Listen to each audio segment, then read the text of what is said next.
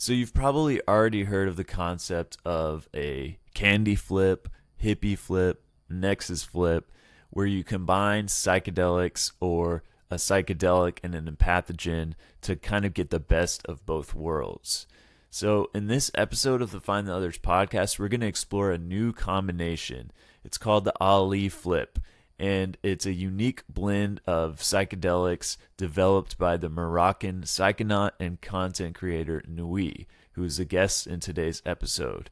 We get into some other really interesting topics like reprogramming your mind, which is based on the ideas of John C. Lilly, things like isolation and darkness, and combining psychedelics and martial arts in the vein of someone like Kilindi. So it's a really cool conversation, and Nui really wants to share his idea of the Ali flip with the English-speaking world since he mostly speaks in French. So if that sounds interesting to you, check out this episode with Nui. All right, well, Nui, thanks for joining me, my friend. With pleasure, bro. Yeah, I think it's so cool that we're able to connect across the world and different time zones. I know it's like 2 a.m. for you over there. You hanging in there? Exactly. But you're a night owl, right? So that kind of works out. Nice, man. Well, remind me how you found the channel again. Wasn't it the live stream, or I don't remember how we got in touch. I don't remember too, bro. Like I saw your channel popped up like long time ago. I think like the first video I checked on you, I think you did a video about it, like the 10 best YouTuber in the psychedelic domain. That's right. Or something like that. Yeah, that's how I found you. Okay, cool. Yeah, because I feel like, I'm friends with some of the other people that make videos in this space, but it's really limited to the English-speaking world, right? And yes. so that's another reason that it's cool that we can connect, because you are a psychedelic creator yourself, but you mostly create in French. Yeah.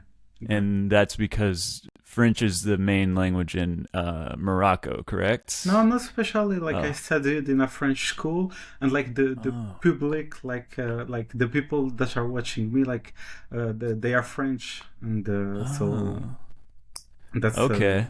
How I'm doing it. Got you. I misunderstood that. I figured that it was a French-speaking country or something like that. I think French is the second language after Arabic. Okay. Like for like the people who watch me, like the vast majority French, Belgium, Swiss. Got you.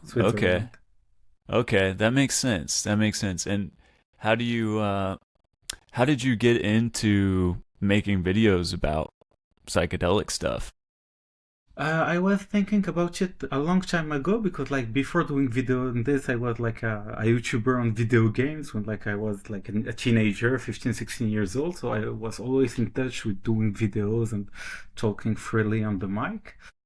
But, what I was thinking was that I had a lot of experience with many substances, and in the beginning I started with just one video. I really wanted to talk about like my biggest trip, my ego death experience, and from there I started doing content, and it's been going on for years. Nice. How long have you been doing it? I started like 2020, so like maybe close to 5 years now. Okay. Cool, man. Yeah, you've been doing it a little bit longer than me. I started my channel in 2021. Great. And I feel like it takes a certain kind of person to be okay putting stuff like that online. Did you meet any like resistance, or how do you feel about that? Do you just not care, or do you get any pushback from people about talking about that subject? Personally, what I try to do is like put my words in a way that it won't put me in trouble. Like I can be completely tripping right now, and I will be like, in a trip I did long ago in a country where it was completely legal. Like, right. Got you. Okay. Yeah. So you cover for yourself. Got you. Cool, man. So what was like in these legal moments that you had. What were some of the like formative trip experiences for you? You mentioned like having like one of your trip reports about like your biggest, most impactful trip, which I did the same thing. One of my first videos was like my heroic dose trip. So like what were one of the big like early experiences or substances for you? For me, like my biggest experience was when I was way younger. It was like in 2017, the 9th September. And like I discovered like psychedelics just like 2 years before. And it wasn't even planned. It was a mix of like LSD and 6-APB, which is like a longer lasting MDMA with psychedelic properties. And in LSD, like like before this experience, I had like maybe a dozen of trip or a half dozen of trip, like between 100 and 200 micrograms, that were like between medium and strong for me at the time. Like that time I took like 250 microgram of like it was like 1p LSD. Like there is a lot of derivative, and like 1p is really close to LSD, like no Mm-hmm. real difference. Mm-hmm. And like it happened like by mistake, because the 6-APB we didn't have like a milligram scale. So we Mm-hmm. were like, okay, if we want to have a medium low dose of 80 milligrams, we will cut the gram in half. So we Oh, have okay. 250. We were three people. We will put it in a bottle, and we will have 80. Each of us will have 80. That is like a medium dose. But I don't know how. Instead of cutting in four, we cut it just in two. Probably Uh-huh. we wanted to cut in two and cut in two after. So we Uh-huh. put 500 milligrams in it, and it was so like 170 milligrams of 6-APB, which is like a high dose, and added to like 250 milligram of LSD. It was like after this, I tried like strong substances like 5-MeO DMT, etc. Nothing was close compared to this. Like for real. Wow. Yeah. And this was just like a big trip of yours, or did you say this was your first No, no, trip? not my Okay. first. Like it was 2 years after I started exploring Okay. with the molecules. Oh, okay, okay, okay. So you know a lot about um, research chemicals and combinations. So it makes sense that the one you brought up was like a combination experience. So, but before we get into that, I want to ask you like about like some because some things seem to mesh with certain personalities and people better. Like for me, I love both LSD and mushrooms, but LSD has always been more just like hits me in the soul. And that is not to like diminish what how powerful mushrooms can be. And those are like I wouldn't get rid of those or want to like trade one for the other, but you know what I'm saying? Like for my Exactly. personality and the way my mind is wired, I feel LSD is such a strong, like suitable substance for me. So, what are the ones that you feel like mesh the best? Like, what are some of your favorites that resonate Well, with you? okay, so like in the domain of psychedelic, just psychedelic, because like before entering this, like just personally, from like I started like at 18 years old experimenting with substances. And like today is exactly like the 10 years of anniversary of like my first trip that I Nice, did DXM like 10 years ago, which was nice. like the click, the starting point. And like for me, after trying every substance from like MDMA to salvia to cocaine to GHB to 5-MeO DMT, like after trying everything, I classified the substances on like people looking for like pleasurable but like withdrawal, painful, addictive. So I put them aside. I don't use them anymore. And in them, like you have cigarette, coffee, etc., which are put aside.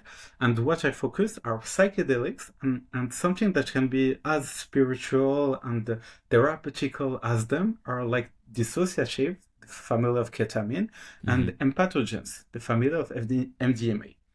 So you asked me for psychedelics. In psychedelics, we have like tryptamines and phenethylamines, and we can talk about like LSD being the family of lysergamide that I think is like part of tryptamines, but like a special family. Yes. Me personally, I really love lysergamide, but what I feel really comfortable with are phenethylamines. Mm-hmm. Like where you have like 2CB, mescaline, and a lot of other molecules that are called research chemical. And maybe sometimes people judge the name research chemical and think like, it's some kind of shady drug. But like most of them in the psychedelic domain were invented or found or Right. in the zone of Alexander Shulgin, who is like a fucking genius chemist who brought us like some wonderful molecules. Yeah. With tryptamines, like the family of shrooms, I have more difficulties. The trip can still be like bring me things, but in general, I really find myself having a harder time with tryptamines. Like really with shrooms, if you tell me we're going to take 3.5 grams of shrooms, I will really be like, I don't think I'm ready. But like, if you're like, let's take 100 milligrams of 2CB, I'll be like, let's go. Mm. Because I'm really more comfortable with phenethylamines than with the tryptamines. And maybe especially because like, it's just I tried more phenethylamines, and maybe if I was more focused on tryptamines, I would be more comfortable with them. I don't know where exactly it came from. And LSD have really like a kind of perfect spot for me. Like I really look about combination, and in general combination, I will LSD will be a central point in those Sure. combination.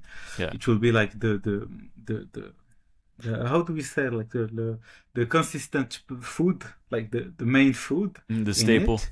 Yeah. Yeah. But my favorite molecule is a molecule I think invented by Shulgin, or he worked on it, that is called 2CE. 2CE. And it's part of the magical half dozen, like his six best molecule that he tried, that you have in it, like mescaline, 2CB, DOB, I think, or DOM, and 2CE. I think that's, if I had in my life to keep just one molecule, it will be this one. Wow. Yeah.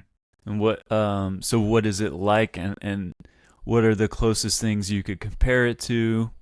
I know it's hard to describe these things sometimes, but yeah, like what's the kind of closest thing you could compare it to, and how is it different than like a typical, like an LSD? So if we take like just the classic like LSD shrooms Mm. that like every psychonaut have tried, it's Mm-hmm. closer to LSD than to shrooms, because Okay. it have a duration close to LSD, like maybe LSD 12 hours, this one is 10 hours. Okay. And but really it is really close to mescaline, because it is a phenethylamine, and for me it's really like mescaline. It's close to mescaline. Mescaline go really in, for me, in the light. The 2CE is really a dark molecule. Like Shulgin described it as a molecule to really go fight your demons. And for him, he was like uh, every 2CE trip like is uncomfortable and hard and difficult, but you always like you're always like rewarded by it, because the struggle you live in the experience, you get something from it. Mm-hmm. The experience in general can be really frightening, like really in the I don't know really how to explain, but like like the trickster type of vibe LSD gave. Mm. You and like mescaline, really like something like more more in a profound, grounded vibe. Imagine like the profoundness and the trickster are really like I don't know how to explain Mm-hmm. it, like really distorted and hard to describe, but like one characteristic of this molecule is that it have a wonderful synesthesia with Mm-hmm. music. Okay. Like the the music with 2CE is something completely out of this world. Like for real, like me, even the first time I took LSD, even 50 micrograms for the first time, like I was tasting the music. I started doing like the my exam of mathematics under LSD, like an old exam. I wanted to try mathematics on LSD. LSD was really to have the taste of like blue ice creams, and so like I'm sensible at the beginning to synesthesia, but really with 2CE, the synesthesia is like completely out of this world. Like you have like every sense you feel becomes music. Wow. And Like so yeah, that's fascinating, and that's really interesting to me because I'm a musician. So I'm yeah. always interested in this synesthesia and how psychedelics and music tie together. So you've definitely piqued my curiosity. So I'm wondering, like, if you're experiencing this synesthesia on 2CE, does it still have that dark kind of vibe to it, or does it get better or like more enjoyable? Or and this is a follow-up question. Are there like moments where it is just plain enjoyable on 2CE, or is it always like a grind? I think like the dark aspect is more something on the background. Like every psychedelic, you have good moments and you have bad moments. Yeah. Maybe when I told too much about the darkness, it's like something not enjoyable at all. But like Mm. if I compare it to 2CB, which is close to 2CE, in general, 2CB, you have a good time, you have fun, you Yeah. laugh a lot.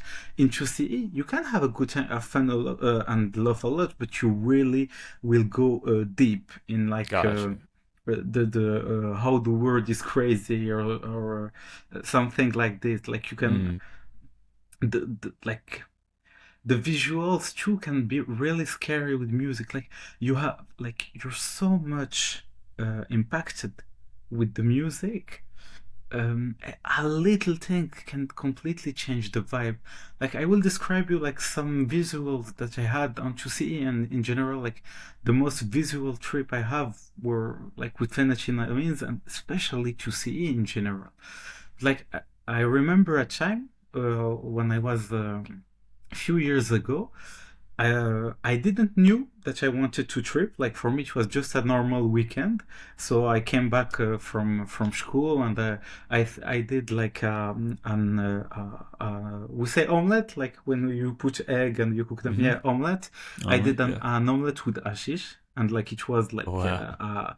a lot of it. And for me, I was just going to do this and smoke for the moment. And then I realized like that weekend everybody like was traveling, etc., and I was free and alone for the whole weekend. I was like, okay, I wanted to try a big dose of 2CE. Let's try. And with 2CE you have to know that like the dose curve response, I don't know how Shulgin call it, but like when you add just a little dose, the step curve response, I forgot the name exactly, but when you add a little dose, the effect can be dramatically increasing. Like Gotcha. with LSD, from like 120 micrograms to 150, there isn't a big difference. Mm-hmm. Like with 2CE, between like 50 milligrams and like 80 milligrams, there's a world. So like before this experience, I went beyond the medium dosage of 2CE, that is like maybe around the 12, 15. I went to like 20 milligrams and things like this. But really in this experience, I ingested like maybe more than 30 milligrams of 2CE. And after ingesting the 30 milligram of 2CE, like like it takes some time to come up, like maybe 1 hour or something. Mm-hmm. It's a little bit long, like mescaline, not that much. Mm-hmm. After one half an hour, I was like, okay, I would like this trip to be a little bit like more colorful and funny. So I was like, maybe I should add 2CB on it. And on this, like I have my ashish omelette, I have like a heavy dose of 2CE. I added like a medium dose of 2CB, that is 20 milligrams.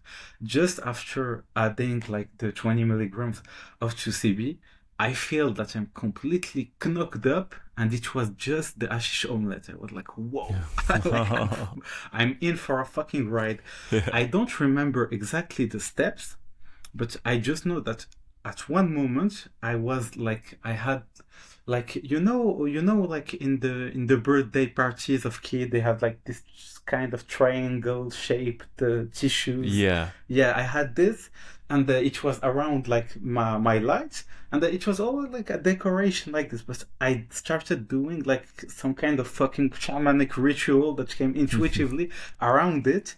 Like I Yeah. really couldn't explain what I was doing, but I was just Yeah. completely doing it. Yeah. And then I had the intuition, like you have like to just shut down the music, go in complete darkness, and just with your music and go into this.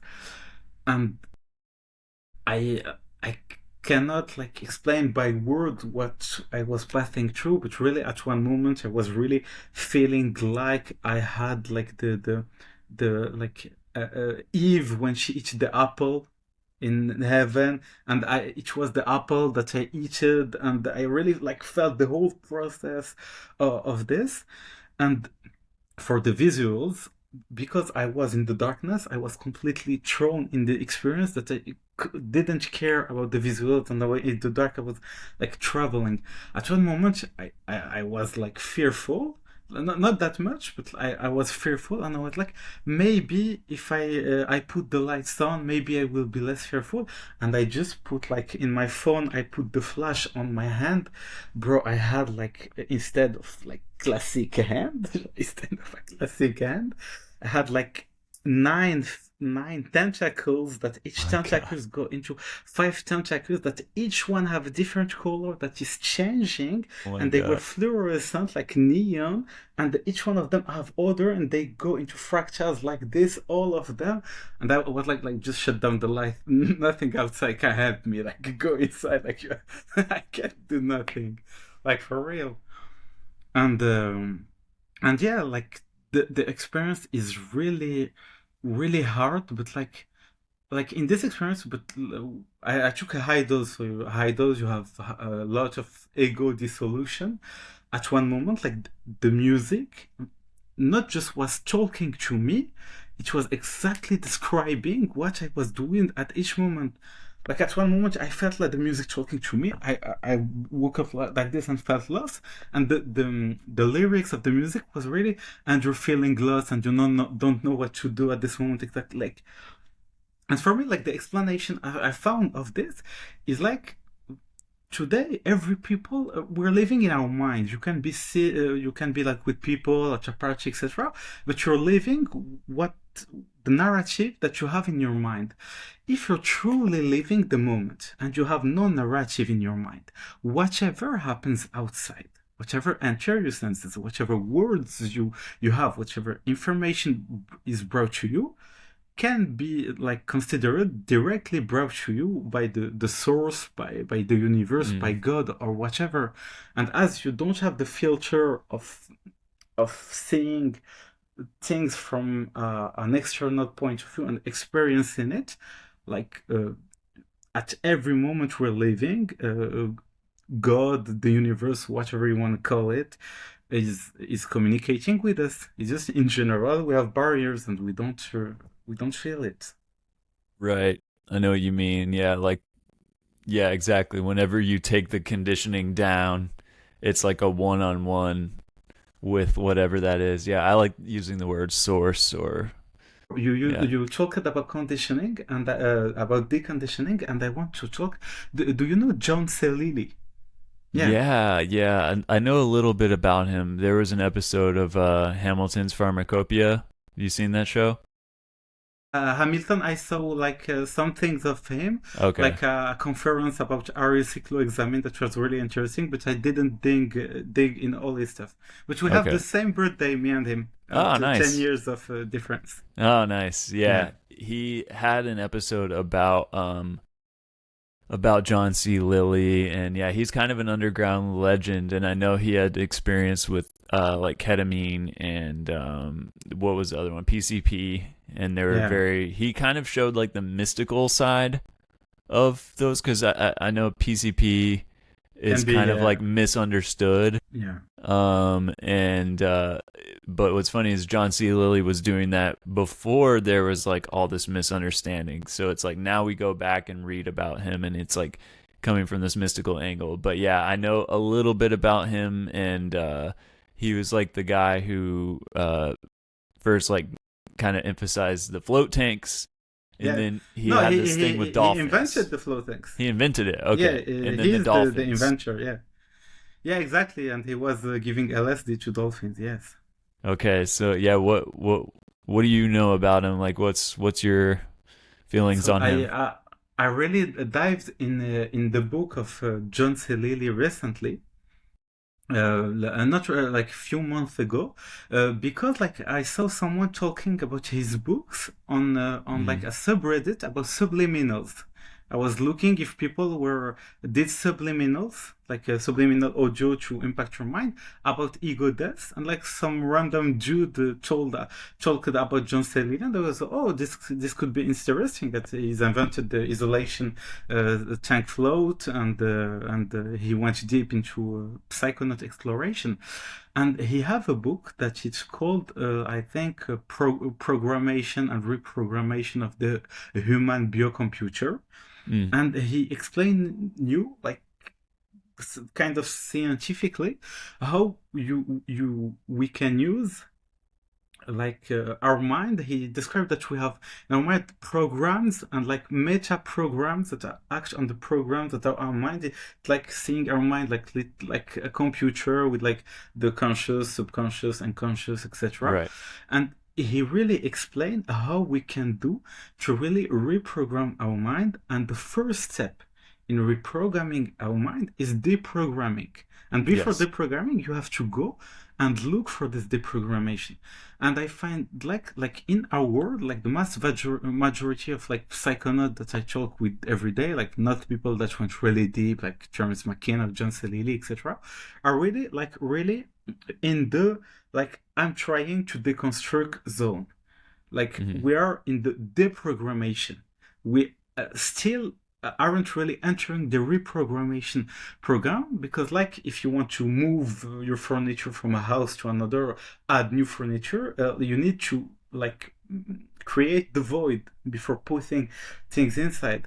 And something that really helped me in the book was like the first thing to do in this process is to create like a program or meta program that will just go and explore your subconscious and your mind without trying to change anything. Because I feel like a big struggle that I experienced myself dozens of times and a lot of psychonauts is like you go in a trip and you see all these things that you have to work on and change, and you go in the trip and you struggle and just try to change it at the moment, and after you can feel really exhausted and not motivated to trip again, and like, oh, I learned a lot from this, but yeah, you still have to do, and it feels so a weight.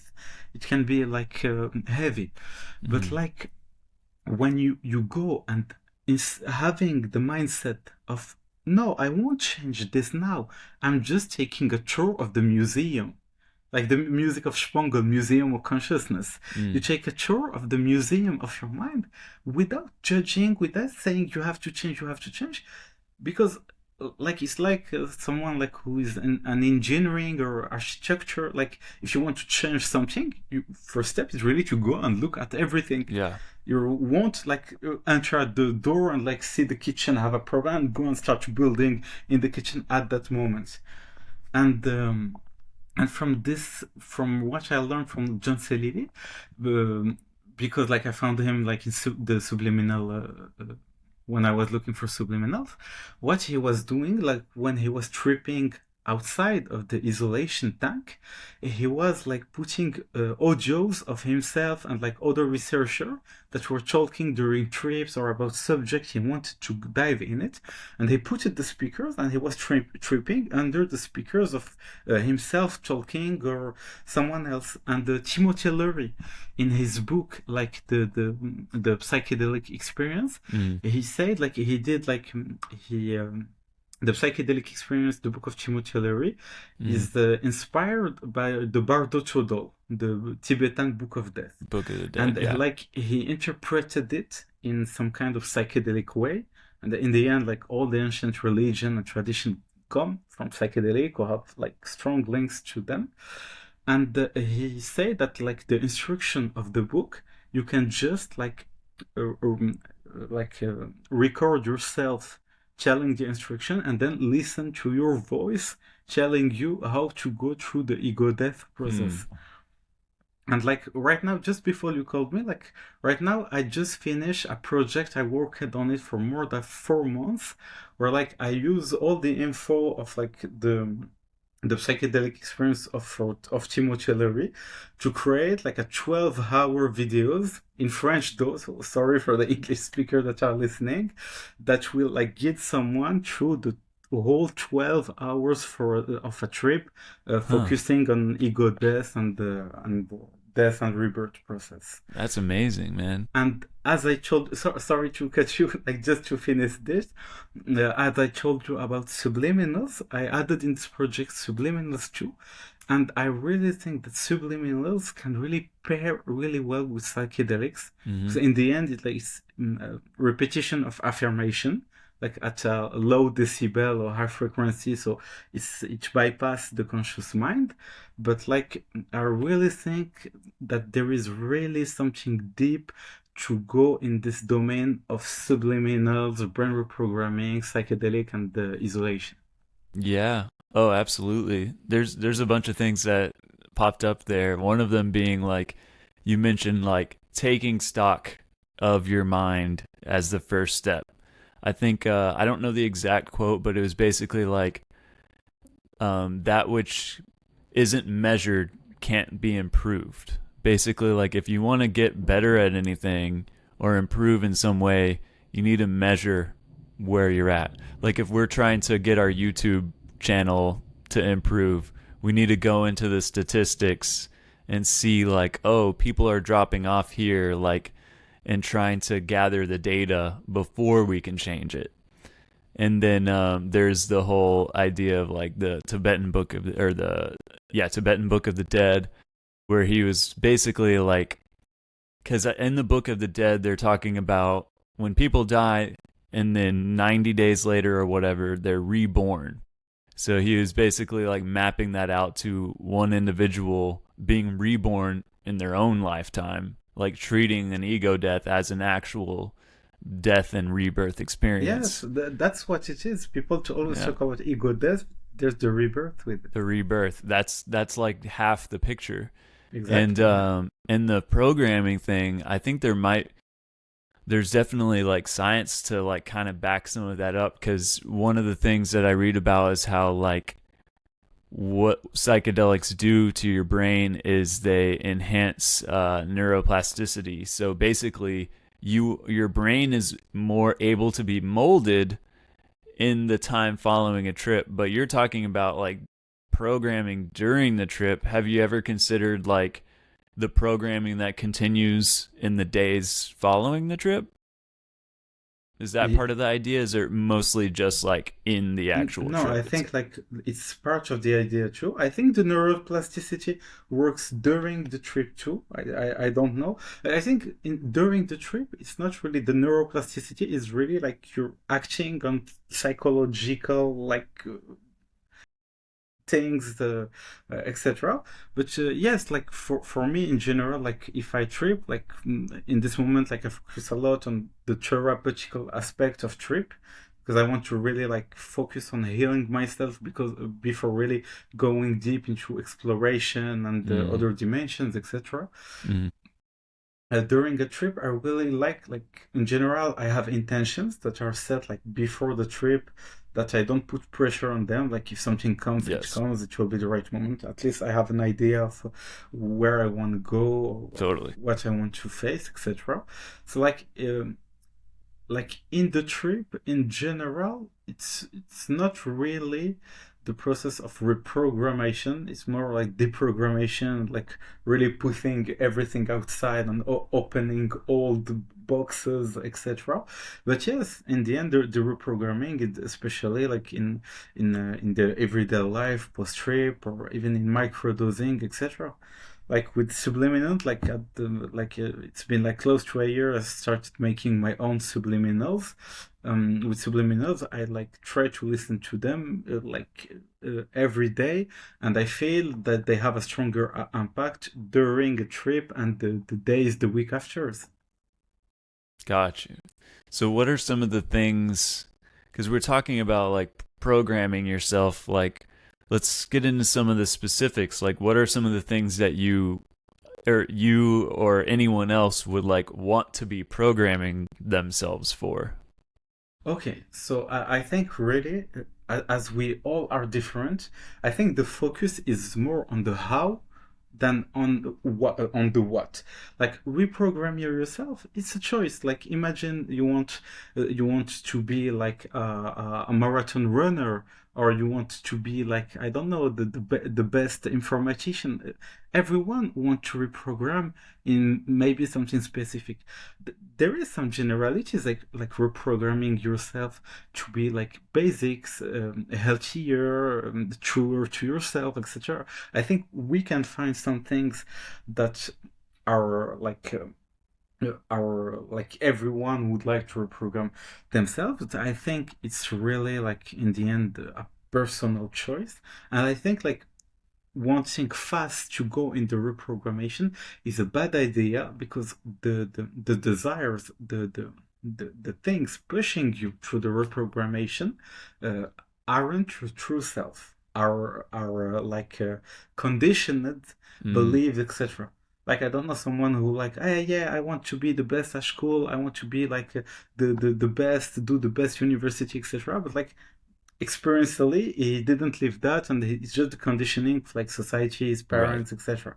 So I think before trying to reprogram yourself, like at least start deprogramming yourself enough to know that to have a little idea of how you would like to reprogram, because like if we see like everyone want to reprogram himself, like people watching videos online about how I started building a startup, how I did like people are, I think in this day a lot of people are watching video of like self-improvement, etc. Well, Yeah. we're sort of reprogramming your brain, but uh, like was really your true purpose to do drop shipping, bro? Was it really what make you so burns, like for real? So so I really think deprogramming is the most interesting thing, and I think to enter a deprogramming state, you have to enter isolation, and that's why John C. Lilly is interesting with the isolation floating tank, because, like, for me, I didn't have the occasion to experience it like at the moment. I hope I will have it soon, but I did like dark room therapy, like the dark room experience, etc., which is an isolation in complete darkness, so complete silent complete silent darkness, like what will do to Terence McKenna if you have 5 grams in his pocket, like but for days and days.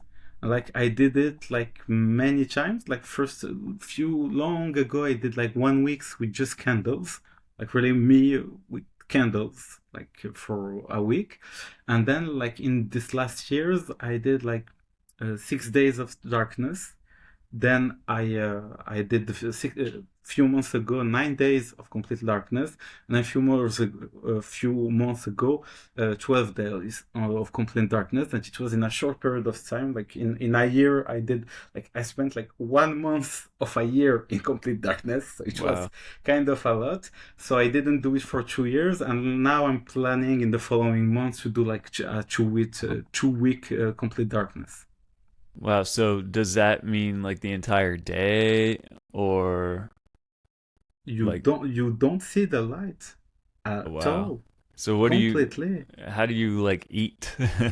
uh, how do you eat? Like the first time when I was with how do you bring food where you are, or how do you eat your eyes closed? uh Well, I guess both. Yeah, just like how do you Okay, even? like just to answer all the Yeah. question of how you do this and there, how do you Right. do this, Right. we live in our society with some people that are born blind. Right. So, and they can eat, they can do so Fair. the basics Fair point. are blind people. You train yourself in the dark. Okay. For food, when I was 1 week, I was alone at this moment in the house. So, like, I just bring with me a lot of food that will not destroy itself, like bananas or Mm-hmm. avocado or things like this. Mm-hmm. And when I was in darkness, like I was like I live with my parents, so my mom was literally bringing me food in complete darkness. Like we shut up the light, and I was putting like a mask on my eyes and putting the blanket and being completely in darkness. She brings me food, and I'm outside, and I thank Mm. like to have her for the food, and then I eat the food. Got you. And you Okay. can't imagine how food appreciation is crazy in darkness because all the Yeah. time I went in it, I started like to intensify the beginning that can be like, it can be really like the first day are really like frustrating, like boring. Like you go through an immense quantity of boredom the Yeah. first 72 hours Yeah. like before there are some chemistry transformation in the brain that I will talk about. Yeah. But like I don't, me personally, I don't eat for 3 or 4 days when I Wow. started, like like to put a difficulty high enough that it's interesting and not boring. Yeah. Like because you won't appreciate food the first day. Like you will eat it in 10 minutes and be like, fuck, I'm bored again. But if you Yeah. don't eat, like you will respect food like crazy. When I eat the first meal in complete darkness after 4 days, like really I meditate like like maybe half an hour just smelling it, like, and you just eat like basic food like eggs with a little bit of salt and it, like it's crazy. Yeah, Yeah. I bet. And plus, when you have all your other senses cut off, it's like that becomes. It's the same reason that you might like close your eyes to listen to music because it's like Yes. it helps you zone in on that experience. And I think like for blind people, the spots like reserved to the sight are used by other parts of the brain, other Mm, senses. And I think that when we go in darkness, this happens because like I forgot which time it was. I think the time that I spent 9 days in it. After the 9 days, I brought a candle with me. And I really wanted to like light up the candle and see how it was like really scary because like it's like the visuals are completely crazy because your eyes aren't used to anything. So yeah. I put myself in front of the mirror that I knew that was a mirror in front of me, and I took the lighter, the candle that I brought, like after 9 days and 9 hours in the dark, and I lighted it, and like the light like was so fucking strong, but I couldn't light on my back. I tried to light on my back, I couldn't. And then I put it like behind me, and the light was so fucking. And I wanted to see my face in the mirror, like everything was distorted, and it was so intense. I was really feeling like an earthquake was going on. Like I ran on my bed to hide from the light, and was like, oh, like it was so intense. And when I adapted like a little bit, for maybe half an hour, I couldn't move. So I moved to take a bath in the toilet. And when I was taking a bath, I was like, what the fuck? Like the sensation of water on my skin Mm, brings like changed the visuals. The light was giving me music, like the light of the candle was giving me music. I was sober, you know.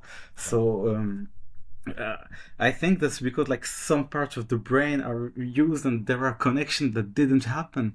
Like it's not, I don't know, it's like if you have a zone where everything can pass at a moment. And for the brain chemistry, like the theory that I think isn't confirmed, like from my experience, I think I can confirm it by experience, like non-scientifically from self-experience. After 4 to 5 days, um, your melatonin spikes because melatonin needs the sunlight or any light to go down again to tell your Right. mind, oh, you have to wake up, like the sleep hormone melatonin. After a few days, the melatonin spikes and your brain starts to create, I think, pinolin. And the pinolin, from like melatonin spikes transformation into pinolin, and I think this pinolin isn't psychoactive on itself, or maybe we don't know. I didn't research enough, but pinolin transform after like the 5 to 6 day. Pinolin becomes DMT, and the like 9 to 10 days, pinolin becomes 5-meo DMT. So you have the first 3 days that are really boring and hard, and you go to focus uncomfortable things, but at the same time you're like, oh, if I was outside, what would I be doing? Like watching random YouTube videos, scrolling on someone sending me a meme, like was I doing Mm-hmm. something so important outside? So you're like, let's go through the shit. And when the DMT and 5-meo DMT start kicking, you really enter psychedelic space. And I say that I can confirm by experience because I tried microdosing DMT and 5-meo DMT, and like the half milligram dose for 5-meo DMT and the 2-3 milligram dose for DMT, and the experience was really similar. Hmm. Really similar. Like I remember a day when I went really deep into like breathing, like something like I forgot the name of the breathing, but like something close to Wim Hof breath. Mm-hmm. That's like in everyday life. Like maybe I will do like those breathing, like maybe 5-10 minutes a day. When you go in the dark, you have one thing: it's breathing. Especially the days without food, you have nothing to listen, you have nothing to see. You have breathing become the center of your life.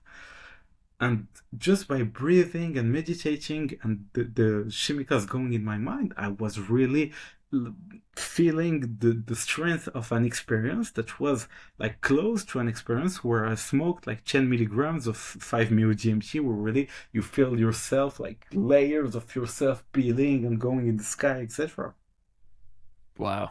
Yeah. That's incredible, man. Yeah, because so it sounds like there's two kind of purposes for this, because when you first brought up the isolation, it was in the context of the deprogramming. Yeah. So it Yes, sounds yes. like the two main things that you get out of this are allowing yourself to deprogram, and also it's like a trip in itself. Yeah, So and it's because it's a trip that you can reprogram. right, In yeah, the end, it's everything is linked. Yeah. it makes sense. Yeah, it makes sense that how it's connected. So like, how important is the isolation to this deprogramming? Can you do it with just psychedelics and everything else is still lights on, or do you feel like it's like you have to have the darkness to pull You, this thing? as you love Terence McKenna, bro, like Terence McKenna was always saying, like in the early ages of his work, like go in the dark, silent darkness. So I think, like, if you want to go really deep, isolation from the senses is needed to some certain amount. If you're just looking for improving on some aspects a little bit, no, not necessarily. Mm-hmm. But like I think anyway, like even for people just tripping on psychedelics, like sometimes you can just like do like the mask for the eyes or like any tissue and put it around your eyes, and like just this will make your trip like 3 times stronger for in the moment, like where you don't look at anything, etc. I had so many experience like at light doses that with open eyes I just have like cool colors and funny shapes and everything like enjoyable and cool. But when I close my eyes, I breathe, I go deep inside, I find myself going through some incredible things, like for real. Like just to talk, like because I said dissociative, that dissociative, I don't know how we say in English, but like one of them is memantine. And memantine either isn't an aryl cyclohexamine like ketamine, a lot of them. Memantine is like an adamantine or amantadine, I forgot the name. And it's really long, it's a really long lasting dissociative. Like you can be tripping for like 36 hours or something like this. What is the substance you said? Can you spell that? Okay. Yeah, never heard People of use that. it as a medicine for Alzheimer, I think. Oh, okay. Yeah, which is like it's acts on the NMDA, etc. Okay. And so acts as a dissociative. And one time I took a medium high dose of 100 milligrams, something like this, of this molecule. And this molecule is really special. This is why, like, people don't, I think beginners don't want to trip with it, but like people that are really experienced in the like disso head, like you say, like Ketosaurus, like they love this molecule because like if you're just doing your everyday life, you can feel sober. Like even when I was at a high dose, when at one moment a friend called me and I answered it, like for a quarter hour, we're just talking randomly. I really felt close to sober, but at what other moment I really meditated in the dark with a candle and like going to like the third eye and letting. I was like going through like feeling myself dividing on every archetype, like the archetype of like Carl Jung or whatever you want, like seeing myself in so many things, like merging together, like going to God, etc. Like I think with this molecule, it's really pronounced the difference between like doing every the thing like being in a normal state of mind and like normal everyday activity and going really deep into the trip. But like I think with every molecule and like every situation, when you really go deep into it, and like isolation is like a tool to let you go deep into it. Like isolation, in the end, when Jose Lilly did it, it was just like, how will the brain operate if you have no distraction, no external input? Yeah, because sometimes having that input can steer the trip. Sometimes that's good and that's the entertaining part, but then sometimes that's like preventing it from doing what it would do Exactly. It totally on depends. its Like own. you are like there is so many like as you said. Sometimes it can be good and entertaining, etc. Like in our modern world, where like a lot of psychonauts, like sometimes aren't ready to go through the full process of like death, rebirth, and intensity. Sometimes you're like, oh, I'm lucky I had the music and friends to distract myself because I was going to go in some kind of rabbit hole I wasn't ready to go for. But if you want to go in the rabbit hole, distraction will just put you out of going through the rabbit hole. That makes sense. Yeah, and when it comes to like the isolation and the eyes closed thing, that was one of the first like experiments I did too before I was like ready to try any drugs. I was very like scared of it, or like I was untrusting of it, I guess is a better word. But we would do stuff like that, like like whenever you're a kid, you're like, oh, I'm gonna get really dizzy, when you haven't drank any beer or anything yet in your life, so you're like, let me get dizzy, and like that's a way to get into an altered state of mind. And so yeah, one of the first things I did was it wasn't as long as what you were talking about, but we would go into a dark room for like an hour, even just going in there for an hour. And just an hour make you yeah. change your point of view in your mind. Yes. Yeah, and you start to see, like, I started to see some very light visuals, and I can imagine that the deeper you go into that Something people have after the first day in darkness, you have some light stroboscopic, like light going in you, like really yeah, flashes of light that can really be so strong. You really like, oh, some light entered the room, like for real. yeah. And that's so fascinating to me because it's like, yeah, on one hand, it's like the brain is, since it's lacking the input, it's like, okay, I'm gonna make something then, like the brain wants to have something there. But it also makes me wonder, like, where does that light come from? I wonder this about like full blown psychedelic visions too. Like, you don't have to answer this. I'm just like asking the universe, like, Where? How are we getting light when there isn't light? It's such a fascinating Yeah. thing. I have like something I saw recently that I think Kilindi was talking about, and Kilindi was Mm, like you know him like about martial arts, psychedelics, yeah. etc.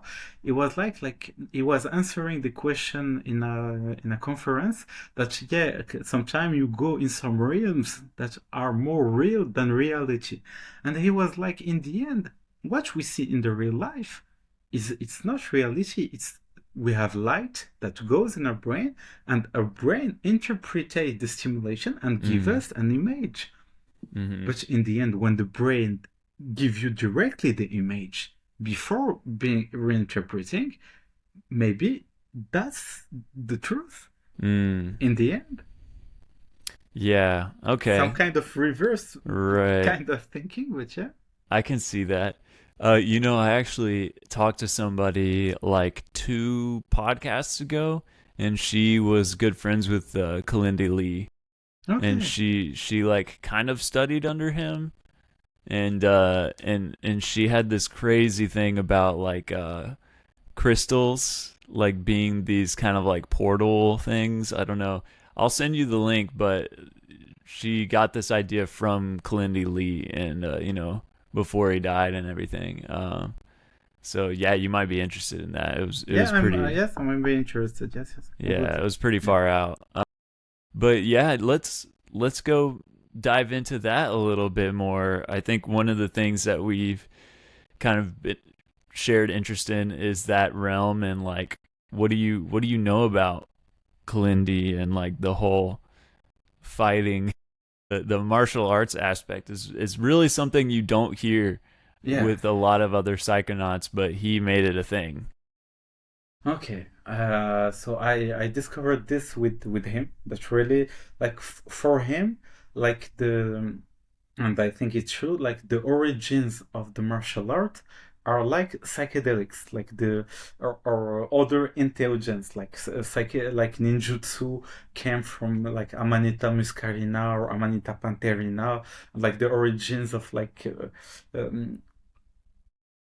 when I thought about this personality today, when people take psychedelics, we're really in a, oh, take just 1 gram of shrooms and be safe and be with your friends and have a benzodiazepine near you, and you can call you can call like the hospitals to help you, etc. We have the trip sitting line, etc. In the past, if you find yourself tripping, like let's go like beyond the old humans, like a few thousand, go even at the monkey, the theory of McKenna, the stoned The ape. Stone Ape, yeah. If you find yourself eating something and you're in a fucking psychedelic headspace, like of a high dose of psychedelics, and you're like in the forest with like dangerous animals like lion, tigers, etc., you'll find a way to improve your physical capacities to defend yourself. That's logical. Like you really Right. will find a way to go in this, and I think like even like few thousand years back, I think there was a lot less safety than today. People today are afraid of, I don't know, people being impolite or putting music too loud on the street or being misgendered, etc. Before, like people have real real danger of dying at maybe any moments. So I think this kind of substances were used, found themselves like naturally in this. Kilindi, I saw a video recently that she was talking that the Maasai warriors were using ayahuasca from acacia. From I think like there's some kind of acacia, like a lot are in Africa, like acacia confusa that contain DMT. And like the ritual was when a kid hit puberty, like 13 years old or something. The ritual was he go and he drink this ayahuasca, a lot of it. and then he started dancing, and then he had to go and with a spear to hunt a lion. And either this 13 years old kid on ayahuasca killed the lion, either he is dead because the lion killed him. So I think it wasn't really the same set and settings that we have today. Like, you should really care about set and settings. Find a really weak lion for the first time. But yeah, and I was telling too, like when you see those old ninja movies, when you see a guy like jumping on a wall like this, etc. These people were enhancing themselves with the psychedelic. I remember when I was like 80, 90 years old, I was tripping with friends, and it was their first time tripping, and I took a slightly high dose that I don't suggest to people hearing this to do. Like if you trip sit people that do it for the first time, take a lighter dose. But like we were in some kind of like some kind of place when you know the like big kind of how do we call it, like the like spider web but like for humans to play, like in like the in the kid in the the where the kids, jungle gym. yeah, this kind of thing. There was one, and we were like just going on it. We were fucking apes. Like without thinking about improving our capacity, we were climbing it completely easily and naturally and intuitively. Like our capacity really went far beyond. And I have a theory too, like because like my goal personally is to go really deep into this our martial practice that is linked to psychedelics. And like right now, right now we're doing the last thing that I'm doing on YouTube, because like I did the last video to my channel, and I said, yeah, I will put you a project. I worked on it for months. I told them about the podcast that I will give them in the YouTube, etc. And I was like, I want to go completely. Some dreams I have, and like one of the dream I have is to go really deep into this martial arts psychedelic things. And when I went in the dark, like when I started the time I did 6 days, I was really just training my body a lot, like really push-ups, like pure muscular physical body. When I entered for 9 days, I was focusing just on the dance, because when you see martial art, it's dancing in the head. Like even some martial like capoeira, you really go into the dancing kind of thing. So when I went in the 9 days, I was really dancing until I passed out. Oh wow! Like for real, I was dancing until I passed out in complete darkness to specially train that skill. And when I went there for 12 days, I was just like literally training hours every day. Like I put like 2 yoga mats like this, and I did it on purpose that whenever one of my feet is on the yoga mat, I can hit whenever I want. I want to touch a wall, because you can't just go in the dark and start hitting, etc. But like I was training in the 12 days. Like the 4 days, I did something like I didn't do habitually. I microdosed in the darkness, like really little quantities. I'm talking about 50 milligrams of shrooms. And after, like the DMT kicks in, and you have some like isolation alone in the dark. Like when you spend 1 hour in the dark, time passes really slowly. Imagine for when you say when you pass like 300 hours in complete darkness, and you have DMT and 5-meo DMT, like one of the strongest psychedelic on the planet, going on, that act on time distortion. So training, like said Einstein, like relativity of time, training like for 1 hour under the influence of DMT, darkness, etc., may be like training for 1 month in normal settings. Like I don't. I just put number out of my ass, but I don't have the exact numbers. But I really think there's something crazy to in this process of like mixing martial art, isolation, brain reprogramming, etc. And actually, that's my goal. Like I wanted to like really, I'm putting everything out of my life to go into this. Like right now, like next week, I have like where I live, I have two rooms because I took my old brother's rooms, and I will transform one of the room in a complete dark room to spend like 1 day, 2 days, sometimes in the dark before going again for maybe something longer, like 2 weeks or something like this. Oh, that's interesting. Yeah. Yeah. So it sounds like you're kind of taking this idea from Kilindi Lee Yes, to another the step. martial art thing. Yes. Yeah. So, is there a particular style of martial arts that you do? My idea is that like when I say actual martial artist, like if you see the first like the first one on the list of undefeated fighters, you have Khabib. If you know, probably Yeah, Khabib Habib. Nurmagomedov, Yeah, and he's a Khabib. scary. The guy who Yes, fights bears. Yeah. yeah, but Habib, I don't think that this guy use psychedelics. Has he like endorsed classic Islam that Islam culturally goes against psychedelics, even Yeah. if like in the origin of Islam they joke about it, like they used it, but like I'm like the strongest people on earth actually don't use a tool that created martial art. That is the tool that made the difference at the time.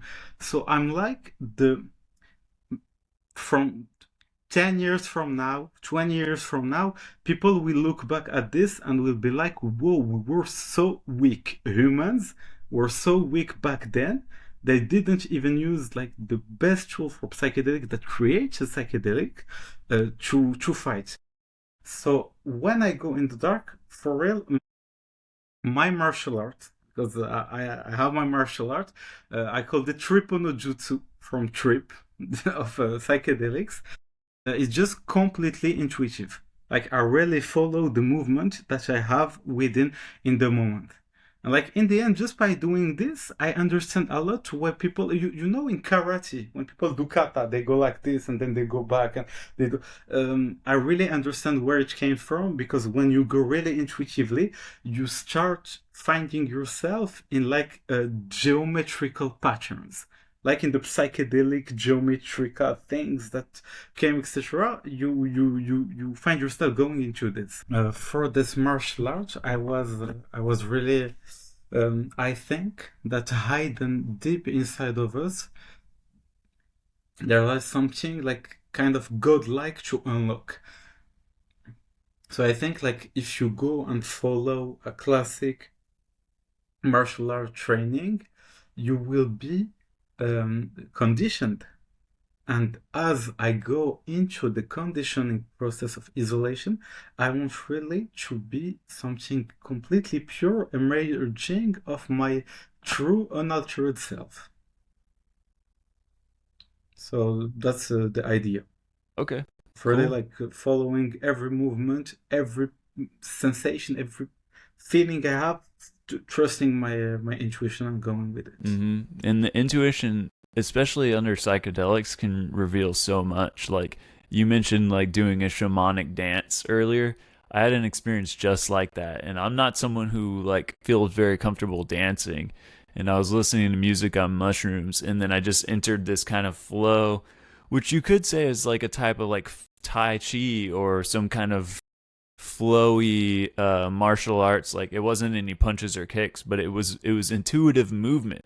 And you mentioned this also about like climbing on the monkey bars and how it's like something about the psychedelic state can tap us into like a genuine intuitive something about our own being that it's like it just takes out all of the bullshit and we're just like totally in tune with like the original thing of what it means to be a human and what it means to move And yeah, I find that very interesting topic that like when you're under this state of mind, you can enter these intuitive like flow states. And I think flow states are a huge part of that. I'm a big fan of that idea of like entering the flow where even without psychedelics, if you're Yes.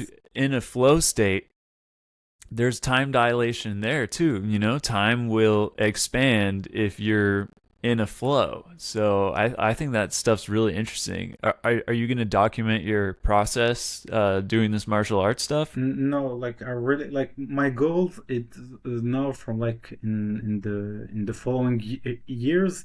It's like just to beat everyone, like to go and to be unbeatable.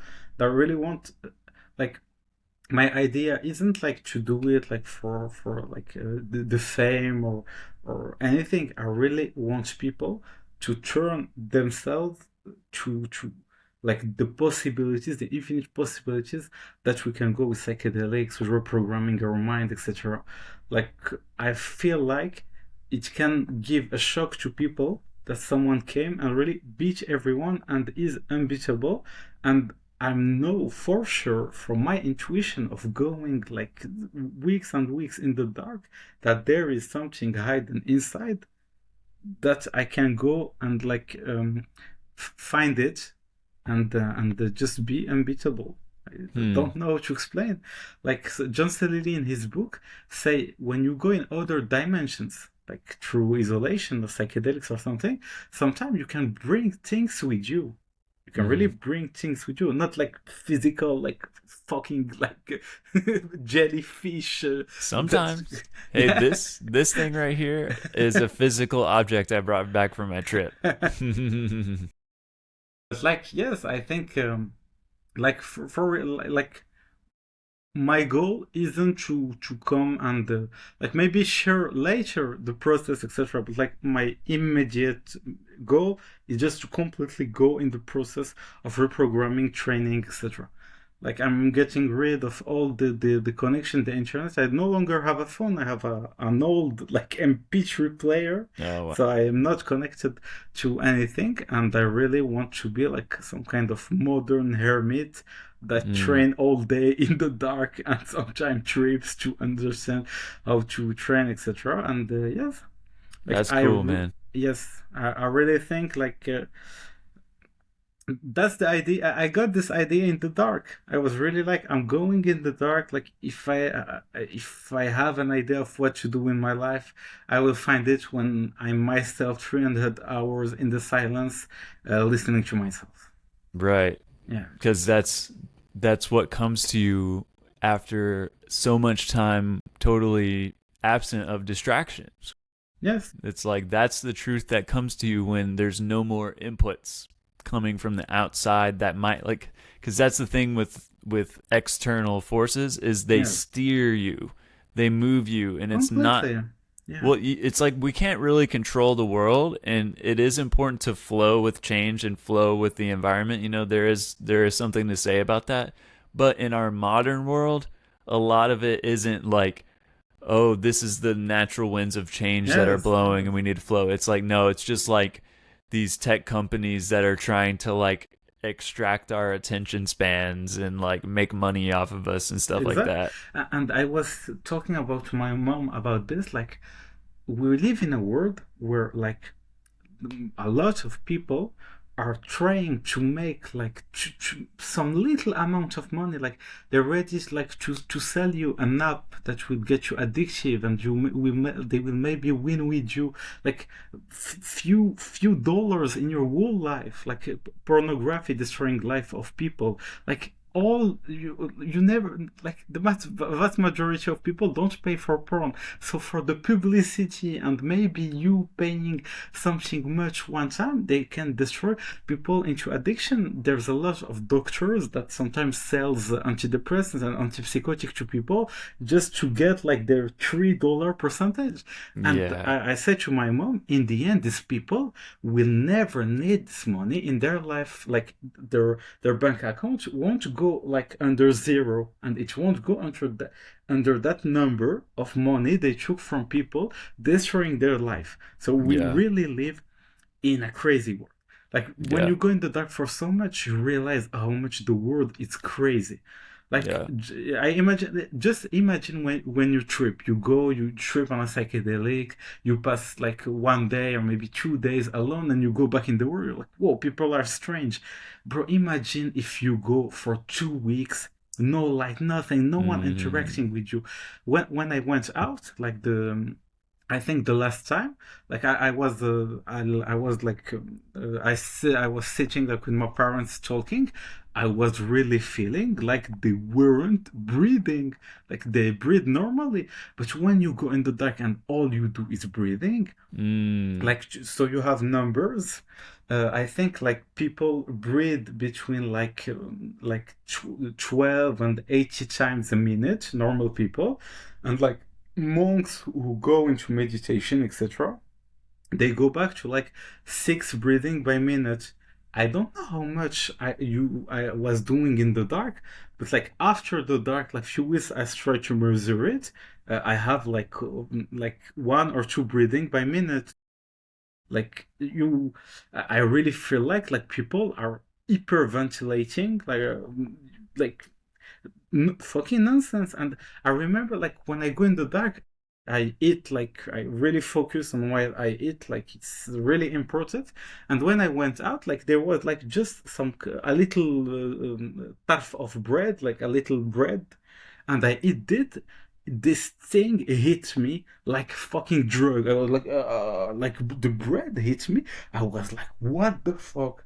Like everyone right now is running on bread. Like it hit me. I couldn't move. Like for real, I was so like you become like hyper ultra sensible after going out of the dark. But like really, I was like, oh, I will eat the bread. I would no. Oh, I will feel bad and strange. Let's experience, bro. I couldn't move at a moment. I couldn't move because a little bit of bread. I don't know. It's everything is so fucking intense in this experience. Like the last time I went in, the just before the last day, it was my birthday. So what I say, I told I told my parents, please go check my I have like a little bit of hashish, and I told them like just like wait me 5 milligrams of hashish. So maybe like from what I was having to maybe 1 milligram of THC, that is considered a microdose. And I told them, yeah, just cook it in food and give me food. That 1 milligram of THC made me have a fucking incredible experience. And before entering, I was a heavy smoker, smoking 1 gram of hashish a day, like and maybe eating half a gram without like the the the 5 milligram hash, like the 1 milligram THC, hit me more than outside the taking maybe 300 milligram THC or something like this. Like you have a sensibility out of this world, out of this world. You I don't there are no way for me to really put in perspective how um, intensifying the sensibility it can be, for real. Yeah. Yeah. So it's almost like you should come up with a name for sensory deprivation plus microdosing cannabis. So make it its own flip. Call Yeah, it for real. some kind of For flip. real. So I was wondering because that's one of the things I wanted to talk to you about. And I was like, how can we transition into this? But it's like You find a we'll just way. call I got yeah you. we'll just call the sleep deprivation plus a Yeah. microdose of hashish. We'll Yeah. make a name for that and call it something flip. You got any ideas right now? Uh, uh, Mbowak flip. You know what? A bulwark? No, try to say it. It's a word in Moroccan Arabic. Oh, Mbowak. bulwark. Yes, because in like Morocco, it's like the first producer of hashish in the world, and like Mm. here, we don't say people are high or stoned. We say people are mbowak. Mm. It's Ambowak. Mbowak. I don't know what to say. Mbowak. Yes, exactly. Yes, Nice. mbowak. Okay, Mbowak flip. Yes, mbowak flipping. So yeah, let's get into that, man. So your thing is these flips, and your biggest experience was a flip. So like, let's lay the groundwork for some of the basic ones, and then some of the lesser known ones. So the two most common flips that I know are like hippie flip and what is it, candy flip, Candy flip. and isn't there another one? Nexus flip. Nexus That's flip. MDMA 2CB. Yeah. Yeah. So let's talk about what all of those are, just for anyone listening who doesn't And already there's know. kitty flip too. Ketamine MDMA. What is it called? Kitty flip. Kitty flip? Yeah. Oh, okay. Kitty flip. Yeah. Okay. So candy flip is mushrooms? No, LSD. LSD Hippie and flip is mushrooms. Yeah. LSD and what? MDMA. In the Okay. classic way, it's MDMA. I think we can use like others and pathogens like the benzopherine, 6-APB, Okay. 5-MAPB, etc. And the LSD, you can use like 1P-LSD, 1V-LSD, Right. ILAD, etc. Right. And then a Nexus flip. Remind me what that one is. MDMA and 2CB. So like instead of Gotcha. 2CB, maybe you can use 2CC, 2CD, something close like a short-acting 2CX.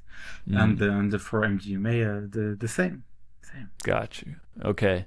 And so the big one that you're a big fan of is the Ali flip. You know what? Let me explain the candy and the Nexus flip before entering the Ali flip. And as I told you, I wrote an article about it.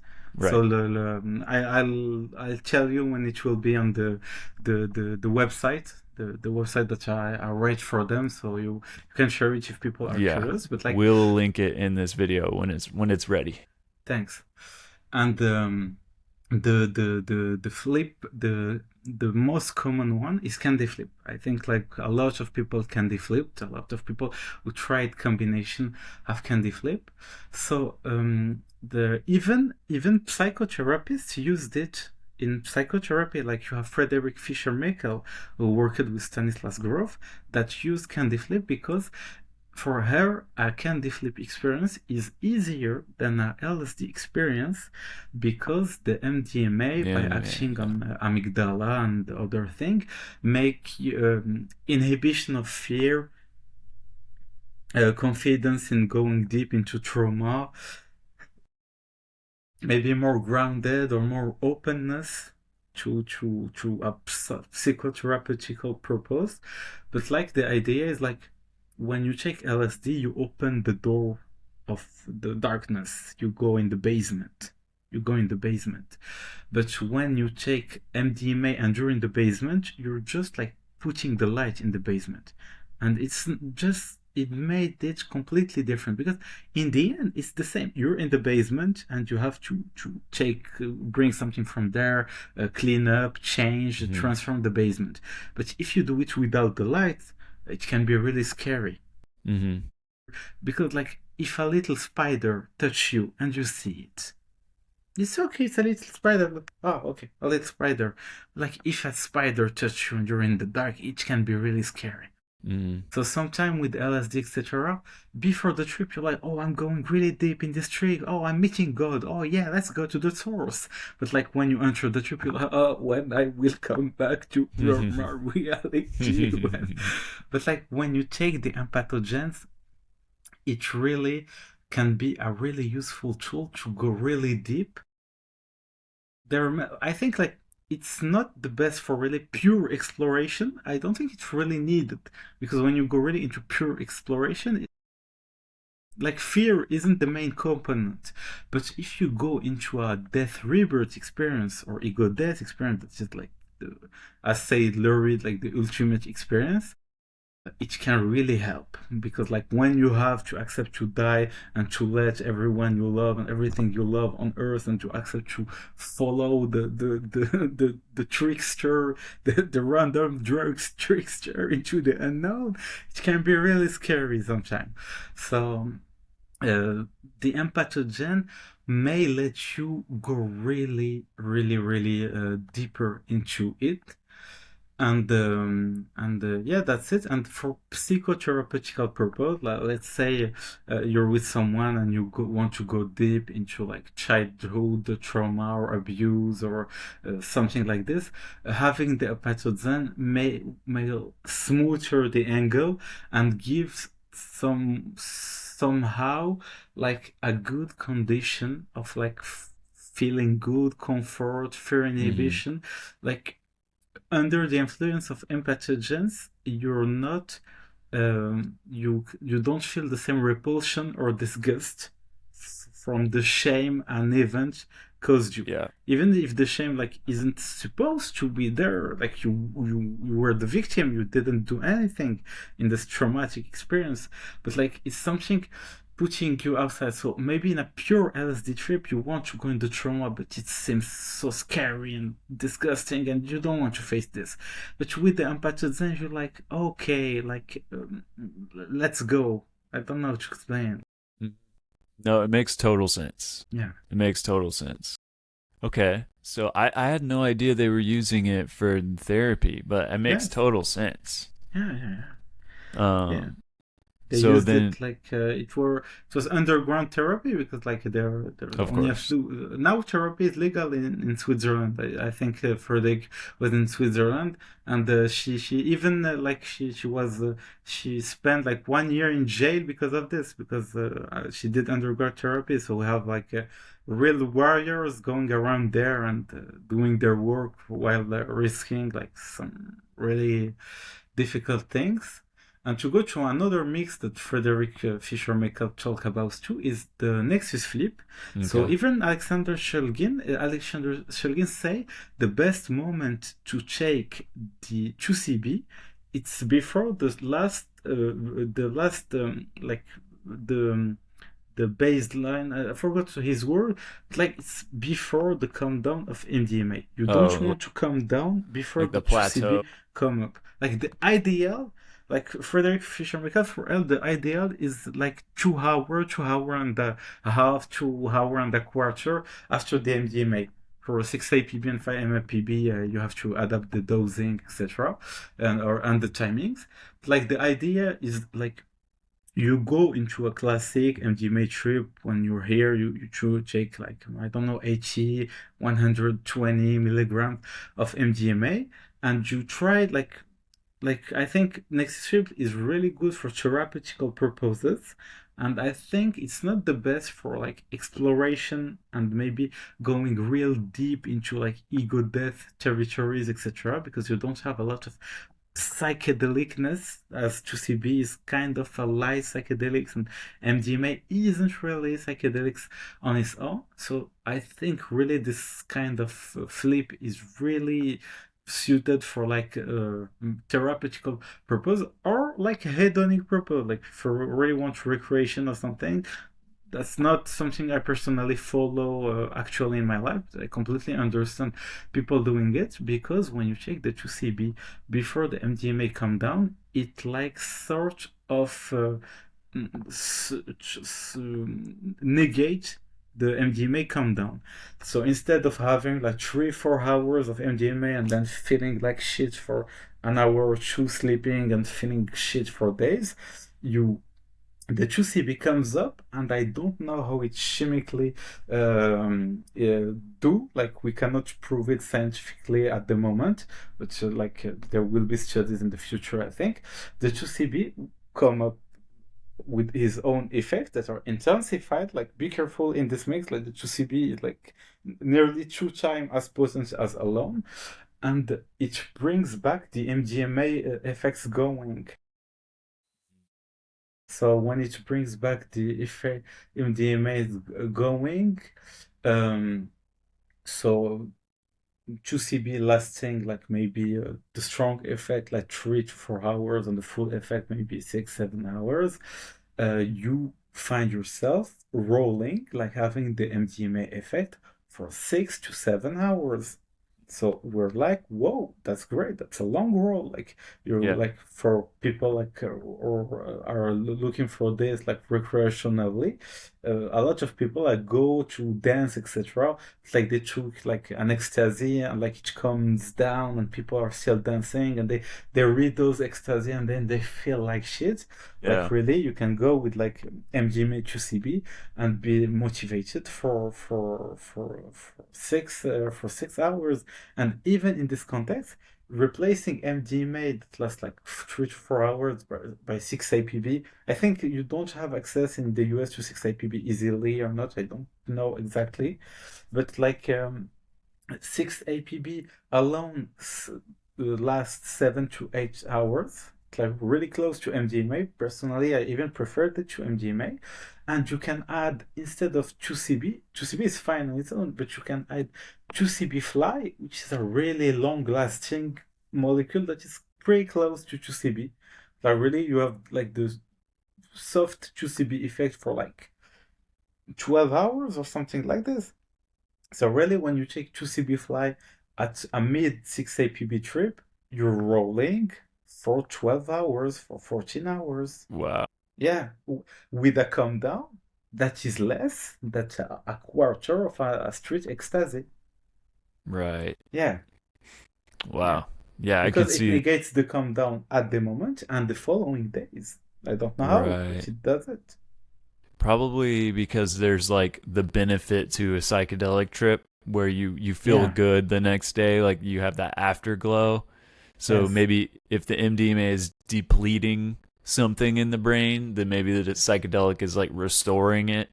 I really have no idea, but it's kind of just like my bro science guess. Yeah. Like for me, microscience with empathogens, like I always mix empathogens with something else, but empathogens, like I think are like really good tools for therapeutical purposes. And when you go through difficult shit under empathogen, because like on psychedelics, you will go through difficult shit. Like you have the good, the bad, and the ugly, and the wild motherfucker. But like on the with the and pathogens in general, people take MDMA to feel good, and they feel good at the moment, and they don't feel like shit. But if you take MDMA and go into things that feel bad and painful, etc., the experience on itself won't be as hedonic and recreational as pleasurable. But like you will dig some nasty stuff that was pulling your soul down and make you feel heavy out. So you feel lighter. So just after, even if the calm down put you there, you feel lighter like this. So in the end, the hair, you're like this. So you're like, oh, I'm feeling Right. good the day after. And even like after few days of the calm down, you feel even better. Yeah. So So like it's for like me, averaging out. yes.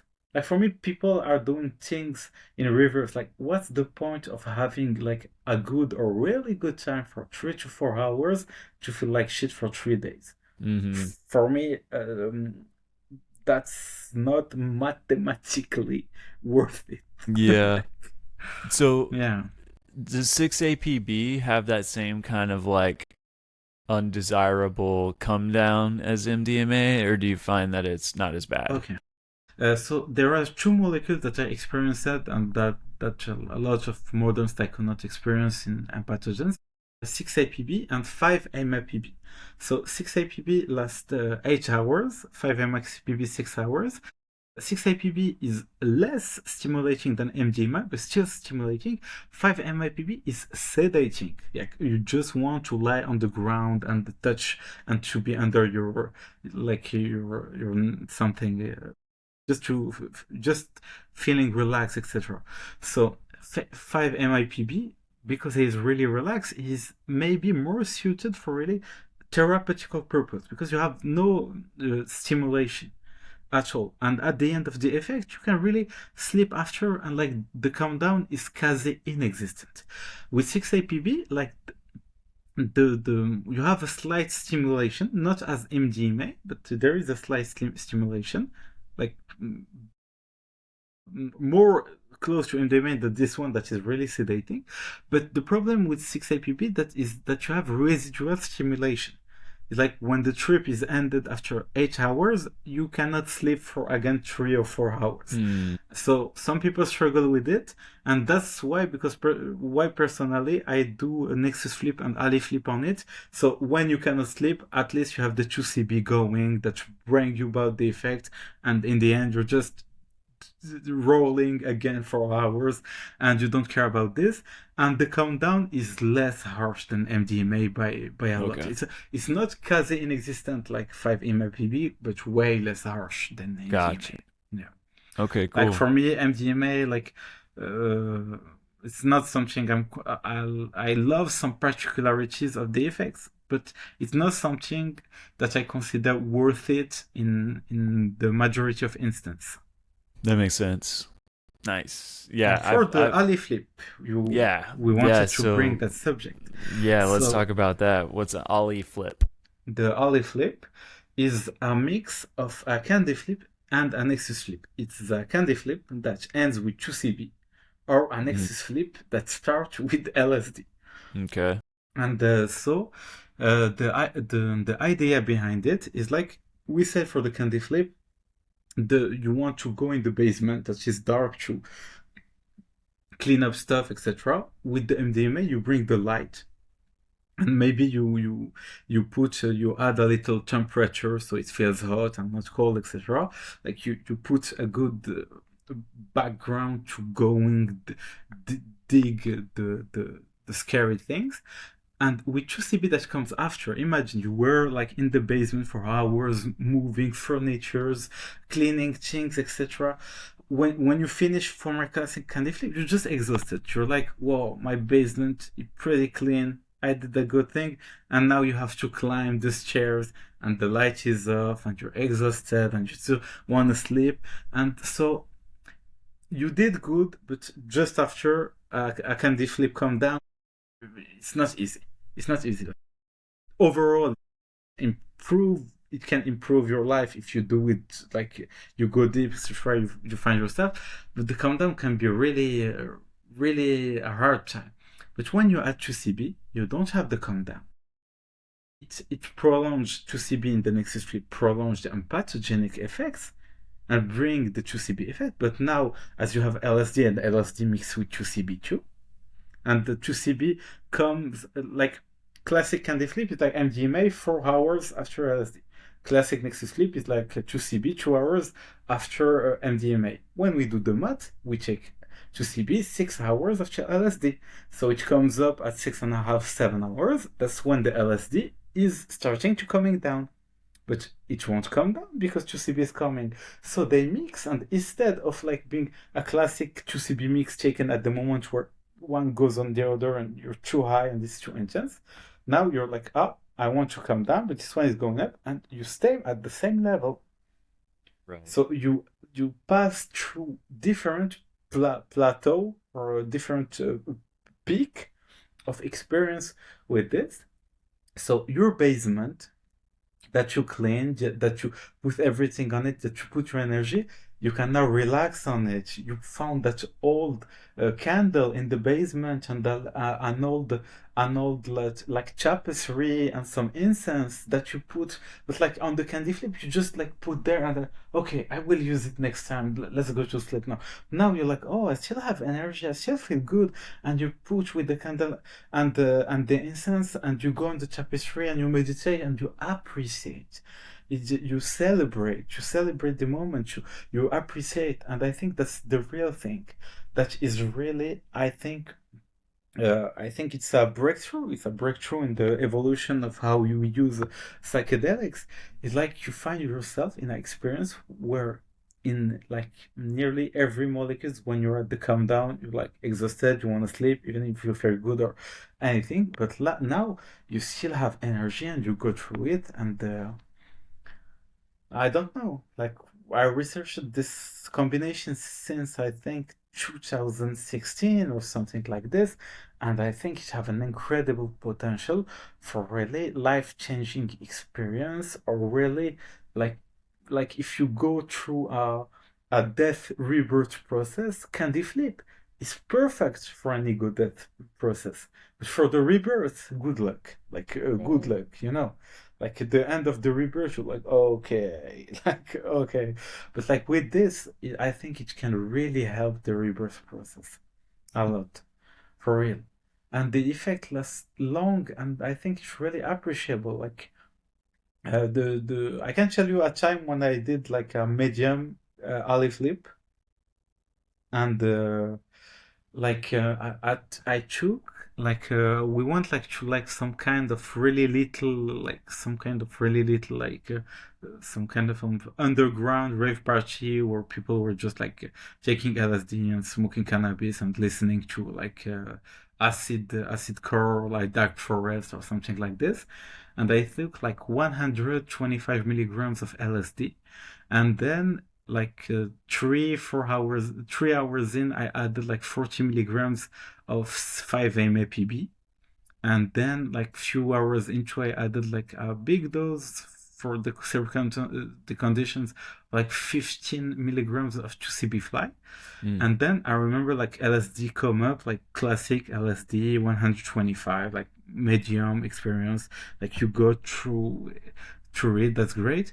When the 5-MAPB came up, I really was like, oh, like I think it was the first time I was testing 5-MAPB. So in general, when I do a candy flip with MDMA with 6-APB, I have a rush of energy and I want to dance, I want to express, I want to put out. With the 5-MAPB, it really went inside. So we went to, it was like in some kind of forest, etc. So we went in a place and we put like some kind of things where we were sitting, etc. And I really went deep inside and started doing and going inside, and I went really deep into a therapeutical process. And at the beginning, it was just a recreational dancing place.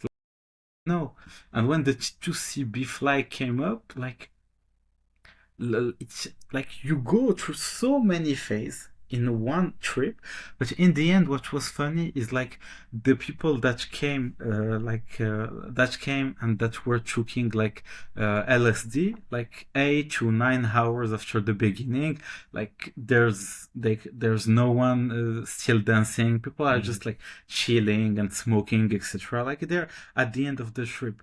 For me, like 8 hours after the beginning of the trip, it's been just like it's just been like 3 hours that take to CB flight that lasts 12 hours. Oh. It's like for me, I'm at the middle of the trip, so I Yeah. was still dancing, etc. And Wow. my friend like brought me home. I arrived home, I did the biggest joint I ever did, and I was dancing nonstop for hours Wow. at home. It's like I don't know how to, like the duration is crazy. Mm. You can find yourself having a very long, enjoyable trip with a calm down that is even less harsh than that if you have taken MDMA alone. Right. Yeah, Wow. That sounds magical. yeah. Yeah, I think you really have to be careful. Really have to be careful if you don't. You're not used to mixed molecules. I always tell to people on my channel, because I did a lot of videos in this particular combination. But I always tell people on my channel that if you want to try this combination, try low dosage and each molecule alone, and then after each molecule alone, like combine two of them, and then see the like it's a build up. It's you have three Of rocks and course. then two rocks and then one rock. Yeah. But yeah, like I think the I think this experience have a potential to be really incredible. And right now we're talking about it. It's been a while. I wanted to talk about it to the international community because, like, I saw like sometimes like when I write Ali Flip on Reddit, I saw some posts and some comments of people like way like in the US, etc., trying this Ali Flip, etc. And I think like I'm the one like researching the most. Like, Mm-hmm. actually, Yeah, because I feel like I heard the name somewhere yeah, before, but I didn't really know like what it was or because sometimes it just sounds like these things are just made up. right? Yeah, You just like hear some word plus flip, and you're like, yeah, oh, yeah, what is it now? Which, to be fair, all of these are made up, but you know what I mean, yeah, where it's like you don't even know if it's real or not when you hear yeah, these things sometimes. yeah, But that sounds really fascinating, man. And I think one of the benefits to staying inside of a psychedelic headspace so long is that when you come out of it, you're a more psychedelic person. Like, yeah, I feel that way about LSD, where, like, compared to mushrooms or any other psychedelic that lasts for only 6 hours, I feel like LSD makes me more psychedelic in my day yeah, to day life. yeah, It's yeah, because you completely learn to live inside of this space. inside of this space. Yes. Yeah, and then you bring that Yeah. whatever that is back into every day. And I think that we'll see a lot of interesting changes. At the very least, we'll see some interesting like art and music and stuff get made from people who do that kind of thing. And when you talk about molecules lasting really long, like for me, mescaline, that is even 2, 3 hours longer than LSD, yes, Wow. made me really like when I take mescaline the next day, I'm still like I feel like I'm still tripping. And a lot of Yeah. people say that, like mescaline in particular, you wake up the next day, you feel like you're still high. Wow. Yeah. Yeah, I forgot that it lasts that long. So Aldous Huxley, he was in it The for doors of perception. yeah. Wow, man. Cool. Well, this has been interesting, man. I think you're really good at communicating this kind of stuff. Even though English isn't your Native first language. Yeah. or native language, really Yeah. good job, man. Like you did excellent. So, Thanks a lot, brother. yeah, I appreciate you taking the time, and it's been cool getting to know you and everything, and connecting over such a long distance and across a language barrier. So yeah, I love what you're doing, and I appreciate all the information you've shared, and we'll stay in touch. Yes, bro. Let's stay in touch.